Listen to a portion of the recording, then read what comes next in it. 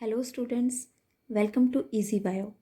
I am making my first playlist on the topic biotechnology which mainly focus class 12. In this video I am giving just the overview. In later I will explain each and every topic in detail and I will also provide notes in the last. Please subscribe my channel and if it is useful to you, please like my videos and hit the bell icon. If you have any doubts, please let me know in comment section. Let's start with the chapter 11 Biotechnology Principle and Processes. इस topic को पढ़ने से पहले आपको कुछ basic knowledge होना चाहिए. That is DNA. What is DNA? DNA is the genetic material. Genetic material होता क्या है एग्जैक्टली? जेनेटिक मटेरियल वो होता है जो कि किसी भी ऑर्गेनिज्म के हर फिनोटाइप के लिए रिस्पॉन्सिबल होता है.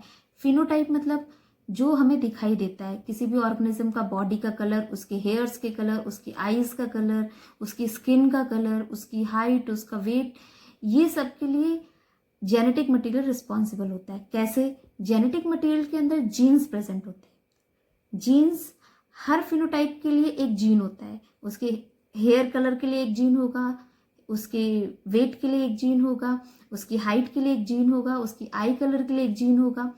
तो जीन की एग्जैक्ट डेफिनेशन है, it is a part of DNA which codes for a functional protein. DNA का वो पार्ट जो कि एक फंक्शनल प्रोटीन के लिए रिस्पॉन्सिबल हो.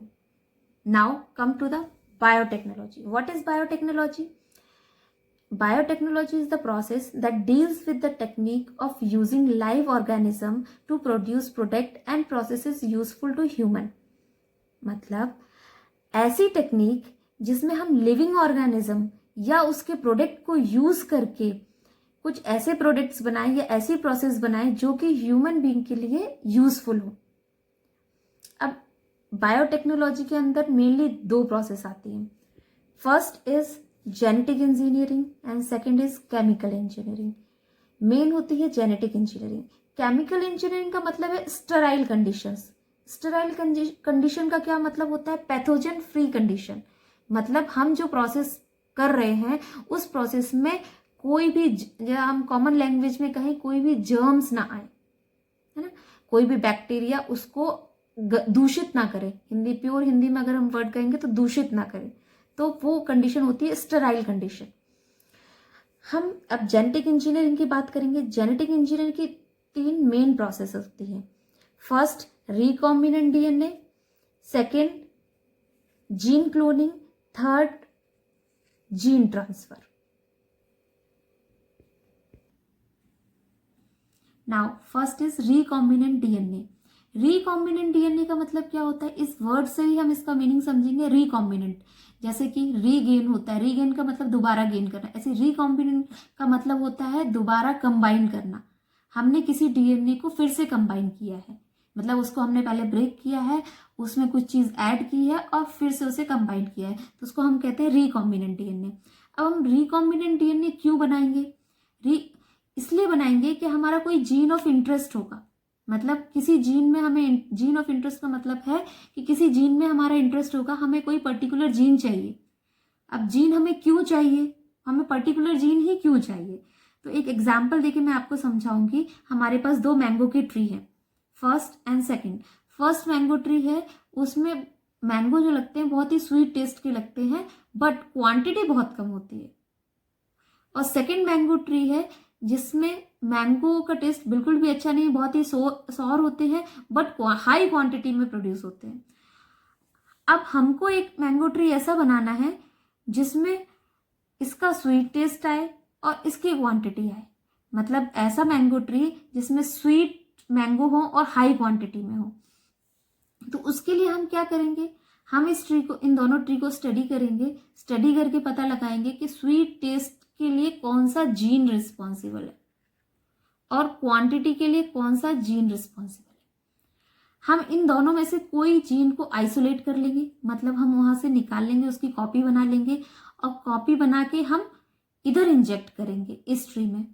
तो उसके लिए हम क्या करेंगे? उस कॉपी को निकालेंगे, जो जीन हमारा, इसको हम कहेंगे हमारा जीन ऑफ इंटरेस्ट. सपोज हम ये क्वांटिटी वाला जीन को आइसोलेट करेंगे, तो ये, इसको हम कहेंगे हमारा क्या है? ये जीन ऑफ इंटरेस्ट. इस जीन ऑफ इंटरेस्ट को कहीं ले जाने के लिए, किसी दूसरी जगह डालने के लिए हमें एक व्हीकल की ज़रूरत होती है। जैसे मेरे को यहाँ से मार्केट जाना है तो मैं कैसे जाऊंगी? मुझे कोई व्हीकल की ज़रूरत होगी, या मेरे पास स्कूटी होगी, या मेरे पास बाइक होगी, या कार होगी। तो यहाँ पर उस व्हीकल को हम कहते हैं वेक्टर, कहते हैं वेक्टर। इस वेक्टर में वेक्टर कौन सी चीजें होती है? Plasmid, mainly plasmid is used as a vector. तो प्लाज्मिड, ये सब मैं आपको डिटेल्स बाद में बताऊंगी। अभी आप बस इतना समझिए कि ये एक व्हीकल है जो कि जीन को एक जगह, एक होस्ट से दूसरे होस्ट में ट्रांसफर करता है। नाउ, तो जब हम ये वेक्टर में अपना जीन इंजेक्ट कर लेंगे तो इसको हम कहेंगे रिकॉम्बिनेंट डीएनए। क्या कहेंगे? रिकॉम्बिनेंट डीएनए, क्योंकि ये वेक्टर था, वेक्टर प्लाज्मिड एक वेक्टर था, वेक्टर एक डीएनए है। उस डीएनए को हमने कट किया और कट करके अपना जीन ऑफ इंटरेस्ट उसमें डाल दिया और वापस से रिकम्बाइन कर दिया, तो उसको हम कह दिया रिकॉम्बिनेंट डीएनए। अब हमारे पास वो प्लाज्मिड रेडी है। अब सेकेंड प्रोसेस आती है जीन क्लोनिंग। जीन क्लोनिंग क्या है? Gene cloning is just like a xerox copy. हमारे पास कोई डॉक्यूमेंट है, हमारी मार्कशीट्स हैं, हर जगह यूज होती है, हमारे पास मार्कशीट की एक ही कॉपी रहती है, हमें कॉलेज से या स्कूल से एक ही कॉपी मिलती है।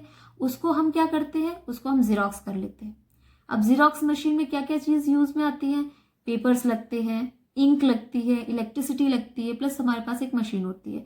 इतना सब लगा के हम उसकी बहुत सारी कॉपीज बना लेते हैं और यूज कर लेते हैं। सेम हमारे पास कोई प्लाज्मिड है या कोई रिकॉम्बिनेंट डीएनए है, यहाँ पर एक मशीन होती है पीसीआर, पॉलीमरेज चेन रिएक्शन। तो इस पीसीआर की हेल्प से हमारा जो रिकॉम्बिनेंट डीएनए है उसकी हम बहुत सारी कॉपीज बना सकते हैं, मल्टीपल कॉपीज। एक कॉपी से थाउजेंड्स ऑफ कॉपीज बना सकते हैं, मिलियंस ऑफ कॉपीज बना सकते हैं। उसके बाद उस कॉपीज को बनाने के बाद एक थर्ड प्रोसेस आती है जीन ट्रांसफर। अब उस जीन को हम किसी दूसरे होस्ट में ट्रांसफर करेंगे। होस्ट क्या हो सकता है? बैक्टीरिया भी हो सकता है, प्लांट भी हो सकता है, एनिमल भी हो सकता है। हम अपनी नीड के अकॉर्डिंग उस होस्ट को चूज करेंगे, और जब उस होस्ट में हमारा जीन ऑफ इंटरेस्ट चला जाएगा तो वहां से प्रोडक्ट होगा। और प्रोडक्ट क्या है? अभी हमने मैंगो ट्री का एग्जाम्पल लिया, तो उसमें ऐसा ट्री हमको मिलेगा जिसके मैंगो स्वीट भी होंगे, प्लस हायर क्वांटिटी में मैंगो को प्रोड्यूस करेगा। This is the end of this. Now मैं अपनी नेक्स्ट वीडियो में इसको डिटेल में समझाऊंगी, और सारे वीडियोस कंप्लीट होने के बाद में मैं प्रॉपर नोट्स भी प्रोवाइड करूंगी।